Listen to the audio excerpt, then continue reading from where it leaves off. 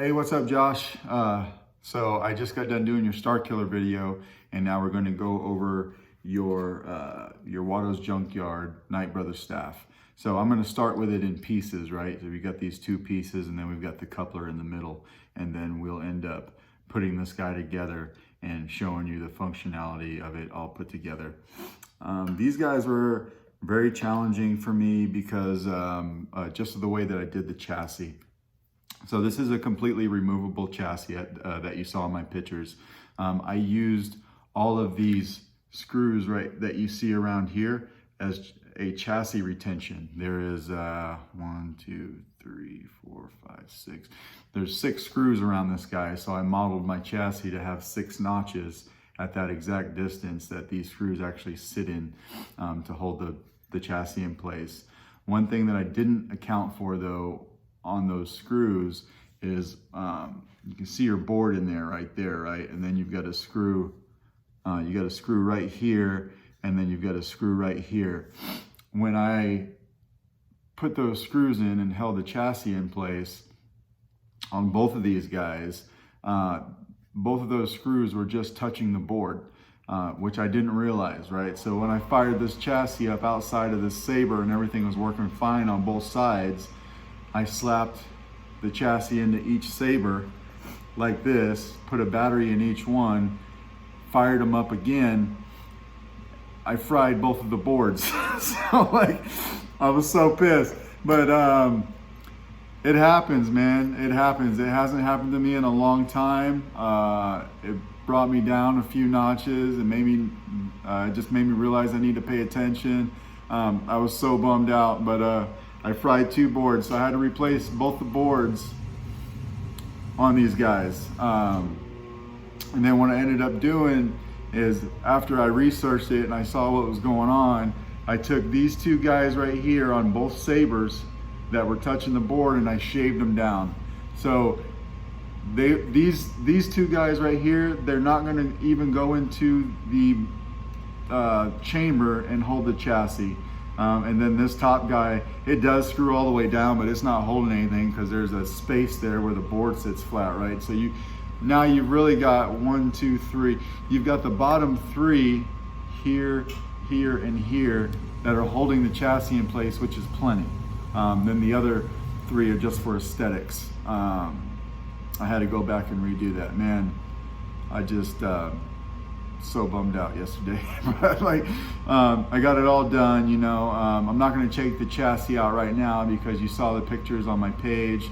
I will say these are both set up with 1-button setups. So your 1 button is here, right there. I use a small micro tactile switch that I put in the chassis to sit underneath this guy, and then you've got 1 clear window on each right here, this little window. I put 1 single NeoPixel underneath this guy and then wired it in line with your LEDs. So on these guys, I use CCSabers, his LED pixels. They're just really nice. I just got a new stock of them in. I love using them.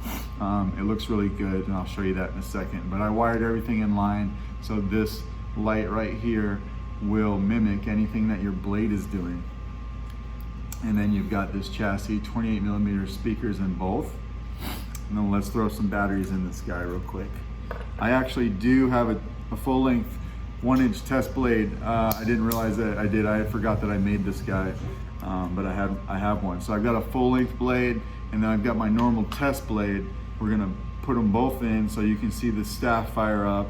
It's gonna look a little weird, but it'll light up, right? So your spring side is going to be your negative again. So it's important that you don't put those batteries in backwards. I see through the lies of the Jedi.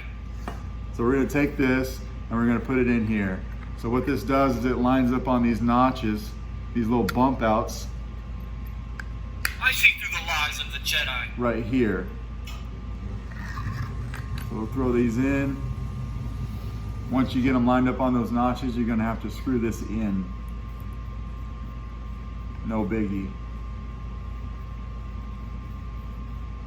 So by itself, right, you got that lighting up, you've got your LED lighting up, We're gonna turn that off for now. We're gonna throw a battery in on the other side though. So we've got this exact same setup. I just mirrored the other one. Board frying I see and all. through the lies of the Jedi. When I went big. So now these shrouds will end up being 180 degrees from each other, but the buttons will line up. So you can put this in, line up your buttons. I'll show you what I'm talking about here in a second when I screw this down.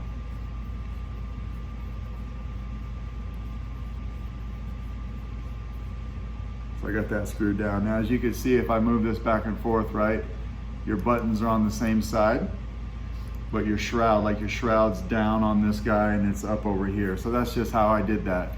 And then on your handle, I put your rubber grips on, but there's 3 vents underneath each rubber grip for sound venting. So if I were to turn this on, it sounds really good. And we tap it for blaster deflex.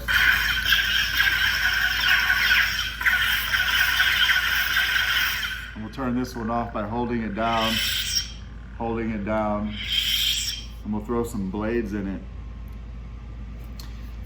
So this one I will use the blade retention screw. Your blade retention screw is going to be the screw that's on your shroud right here.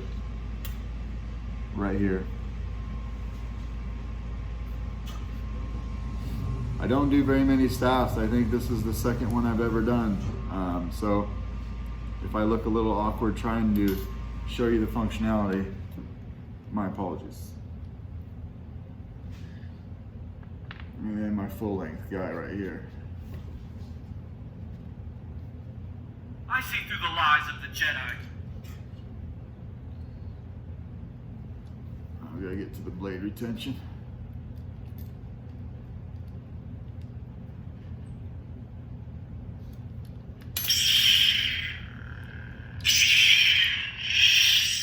So we're gonna turn this guy on first, right? Full length. Looking sweet. This guy over here, we'll turn this on. And that's what you got. Everything's working good there. Tap for blaster deflex. Tap this one for blaster deflex.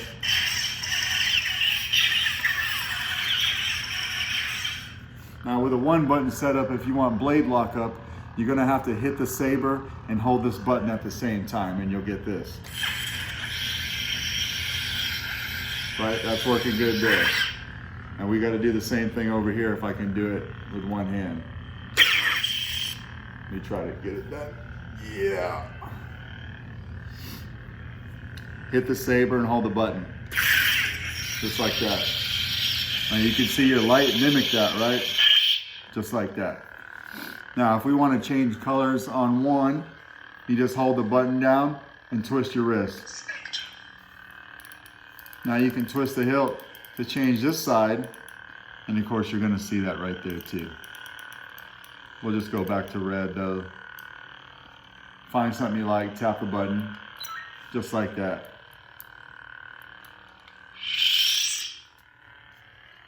This guy's working great, right? Just like that. To get to your sound fonts when the blade is off, with the 1-button setup, you just basically hold this button down.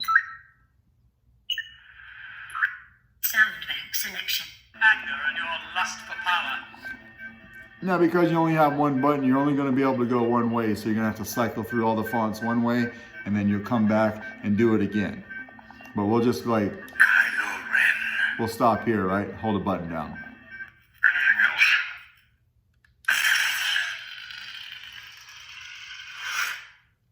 So we'll ignite that again.